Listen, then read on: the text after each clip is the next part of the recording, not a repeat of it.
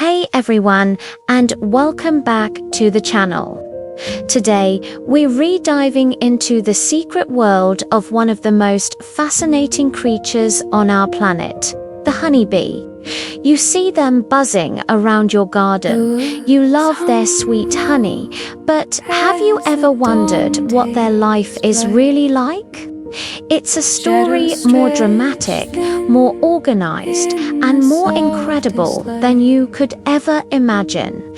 So, grab a comfy seat and let's shrink down to the size of a bee and explore their bustling metropolis. Every story has a beginning, and for a bee, that story starts as a tiny egg. The queen bee, the heart and soul of the hive, is an egg-laying machine. In her prime, she can lay up to 2,000 eggs in a single day. That's more than her own body weight. She carefully places each egg into a hexagonal wax cell in the honeycomb.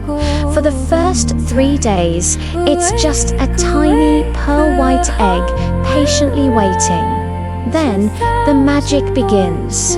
The egg hatches into a larva, a tiny, white, worm-like creature with a voracious appetite. This is the baby stage of a bee. For the next 5 to 6 days, worker bees, who are all female, act as dedicated nurses. They feed the larvae constantly. Now, what they get fed is super important. For the first few days, all larvae receive a special, protein-rich substance called royal jelly, which is secreted from glands on the worker bees' heads. But here's where a crucial decision is made, one that determines the larva's entire destiny. Most larvae are switched to a diet of bee bread, a mixture of pollen and honey, after a few days. These larvae will grow up to be worker bees. However, a select few larvae continue to be fed exclusively on royal jelly. This superfood diet triggers incredible developmental changes, and these lucky few will develop into new queens. It's like a fairy tale where a simple meal can turn a commoner into royalty. After its non-stop eating phase, the larva is all grown up. The worker bees then cap its cell with a layer of wax, tucked away in its cozy chamber. The larva spins a silk cocoon around itself and transforms into a pupa. This is the teenage phase. It looks a bit like a pale, ghostly version of an adult bee. Over the next week or two, an amazing transformation called metamorphosis takes place. Legs, wings, antennae, and those big compound eyes all develop.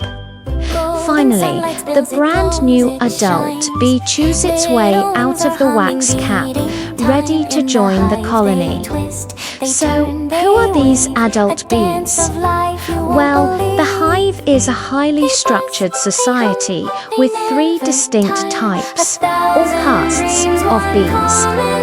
First, you have the queen. There is usually only one queen in a hive, and she is the largest bee. Her sole purpose in life is to lay eggs and ensure the survival of the colony. She can live for several years, which is ancient in bee terms. She communicates with her colony through special chemicals called pheromones, which basically act as the hive's social glue, letting everyone know their queen is healthy and present. Next up, we have the worker bees.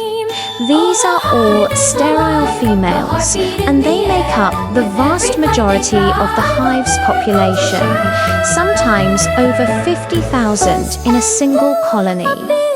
As their name suggests, they do all the work, and I mean ALL, the work. A worker bee's life is a progression of different jobs based on her age. When she first emerges as an adult, she starts with housekeeping duties.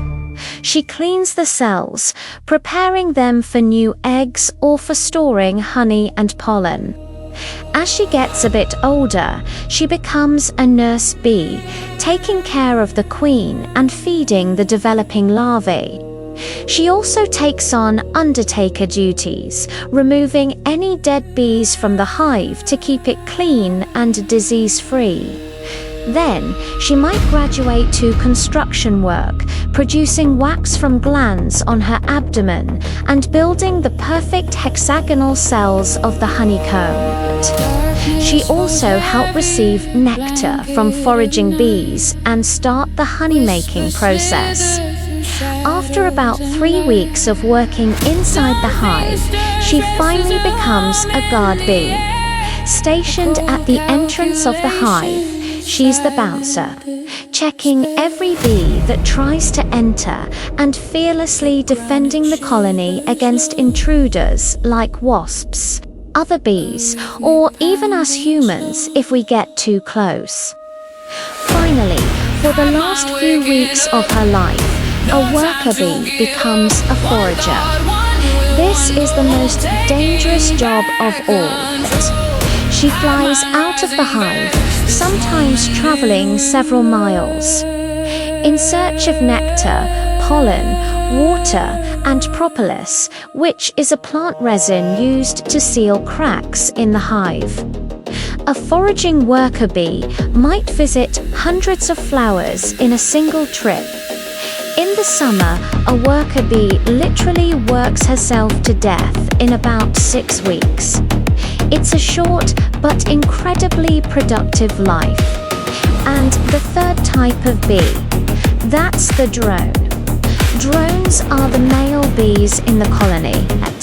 They are larger than worker bees but smaller than the queen, and you can spot them by their huge eyes, which meet at the top of their head. Drones have a pretty sweet deal, at least for a while. They don't have stingers, they don't collect nectar or pollen, and they don't do any work around the hive. Their only purpose in life is to mate with a new queen. On warm, sunny afternoons, drones fly out of the hive to drone congregation areas, where they wait for a virgin queen to fly by. Mating happens in midair. If a drone is successful, well, that's the end of his story. He dies shortly after mating. For the unsuccessful drones, life is good until autumn arrives. As resources become scarce, the worker bees see the drones as a drain on the colony's food stores. So they kick them out of the hive to fend for themselves, where they soon perish. It's a tough world. Let's talk about communication. Bees have one of the most sophisticated communication systems in the animal kingdom. When a forager finds a great source of nectar, she can't just shout, "Hey guys, flowers over here." Instead, she performs a special dance. If the food is close by, she does a round dance, buzzing in circles. This tells the other bees that food is near, but not the exact direction. If the food is farther away, she performs the famous waggle dance. This is incredible. She walks in a figure-8 pattern. The angle of the straight part of the dance, the waggle run, tells her sisters the direction of the food relative to the sun. And the duration of the waggle tells them the distance. The more vigorous the waggle, the better the food source. It's like a tiny, living GPS, a complex symbolic language that allows thousands of bees to efficiently gather resources. And what are they gathering? nectar and pollen. Nectar is the sugary liquid from flowers that gives bees their energy. Foragers suck it up with their long tongues, called a proboscis, and store it in a special honey stomach. Back at the hive, they pass the nectar to other worker bees. These bees add enzymes from their own bodies and pass it mouth to mouth, which reduces the water content and breaks down the complex sugars. They then deposit the thickening liquid into a honeycomb cell. The bees fan their wings over the comb to evaporate even more water until the nectar becomes what we know and love as honey. Once it's ready, they seal the cell with a wax cap for long-term storage. This is their food supply for the winter. Pollen is their protein source. As bees visit flowers, the fuzzy hairs all over their bodies pick up pollen grains. They use their legs to coat the pollen and pack it into special baskets on their hind legs. You might have seen bees flying with big yellow or orange clumps on their legs. That's a full pollen basket. Back at the hive, this pollen is mixed with a little honey to make bee bread, the food for the growing larvae. And as they travel from flower to flower, they perform a vital service: pollination. They transfer pollen between flowers, allowing plants to reproduce and produce the fruits and seeds that so much of our ecosystem, including our own food supply, depends on it. So, as you can see, the life of a bee is a whirlwind of teamwork, sacrifice, and incredible complexity. From the moment an egg is laid to the final flight of a forager, every single bee has a specific role to play in the grand, humming symphony of the hive. They are not just insects, they are a superorganism where the colony itself acts as a single entity, all working together for the common good. Next time you see a bee buzzing by, I hope you'll remember this amazing story. They are one of nature's greatest marvels and are absolutely essential to the health of our planet.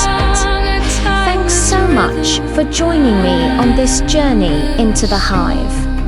If you found this as fascinating as I do, please hit that like button and subscribe for more adventures into the natural world. See you next time.